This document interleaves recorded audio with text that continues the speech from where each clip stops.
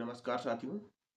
अभी हाल में ही मौनी अमावस्या के दिन स्वामी मुक्तेश्वरानंद यानी कि ज्योतिष पीठ के शंकराचार्य को संगम स्नान से वंचित कर दिया गया।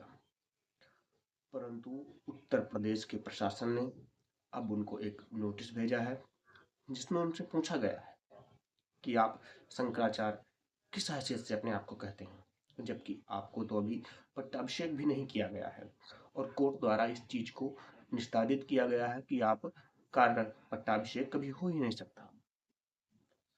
तो मैं इस विवाद में तो जाना नहीं चाहता कि शंकराचार्य कौन बनेगा और कैसे बनेगा, पट्टाभिषेक होगा किसका किसका नहीं होगा।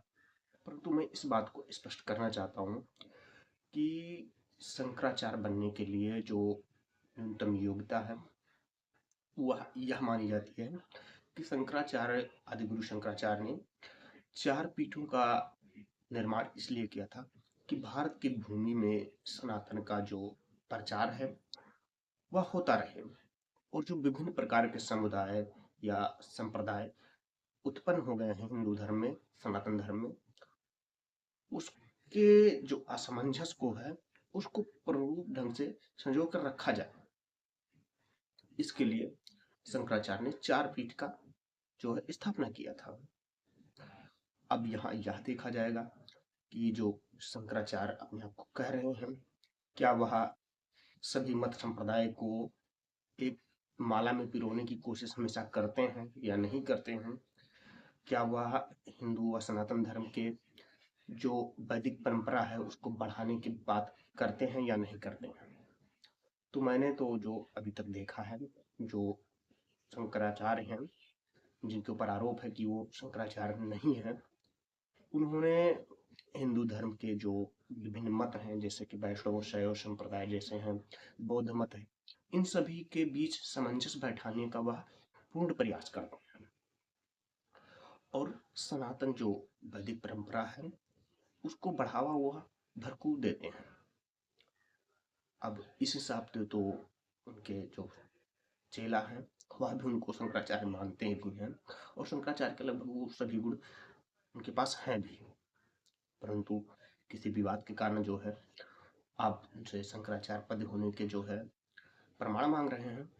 और अब यदि आपसे योगी आदित्यनाथ जी, यदि आपसे कोई प्रमाण मांगा जाए कि आप गुरु गोरखनाथ के जो महंत हैं वो आप कैसे हैं, क्योंकि नाथ संप्रदाय का उदय हुआ था जाति पात ऊंच नीच के भेदभाव को मिटाने के लिए।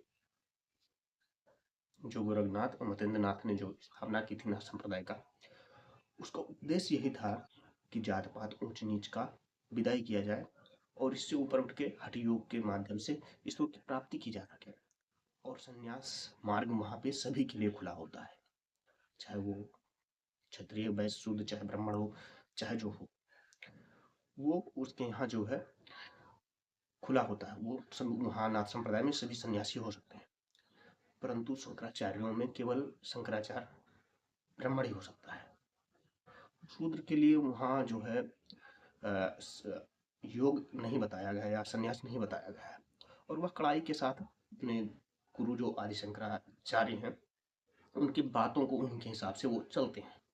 उन्होंने आज तक कभी ये नहीं कहा कि कोई शूद्र जो है संन्यास ग्रहण करे या कोई शंकराचार्य के पद पे कोई अन्य व्यक्ति भी बैठ सकता है। यानी कि शंकराचार्य ने जो नीतियां बनाई थी उन्हीं नीतियों पे मुक्तेश्वरानंद अभी तक चल रहे हैं। परंतु आप योगी आदित्यनाथ जी अपने गुरु गोरखनाथ मतेंद्र नाथ इन सब के जो नियम थे उनको आपने मलिया मेट कर दिया है। जात पात ऊंच नीच जो है आपके अंदर बहुत भरा हुआ है, संप्रदायवाद भी भरा हुआ है और जो मुख्य उपदेश था नाथ संप्रदाय का उसको भी आपने मोटिवेट कर दिया। जिस दिन आप देह त्यागेंगे, यदि आपके गुरु आपसे ये पूछ लेंगे कि मैंने जिस उपदेश से इस संप्रदाय का स्थापना किया था क्या आपने उस संप्रदाय के कर्म को सही से निभाया है, तो शायद आप उनको जवाब नहीं दे पाएंगे। बाकी शंकराचार्य के पद के विषय में मैं ज़्यादा नहीं कह सकता, परंतु अभी तक तो हम लोग उन्हें ज्योतिष पीठ के शंकराचार्य के रूप में ही जानते हैं। लगभग मैं 4-5 सालों से उनको जानता हूँ और ज्योतिष पीठ के शंकराचार्य के रूप में ही जानता हूँ। बाकी आप लोग किस रूप में उनको जानते थे, कमेंट बॉक्स खुला हुआ है, कमेंट बॉक्स में ज़रूर बताइए। शुक्रिया।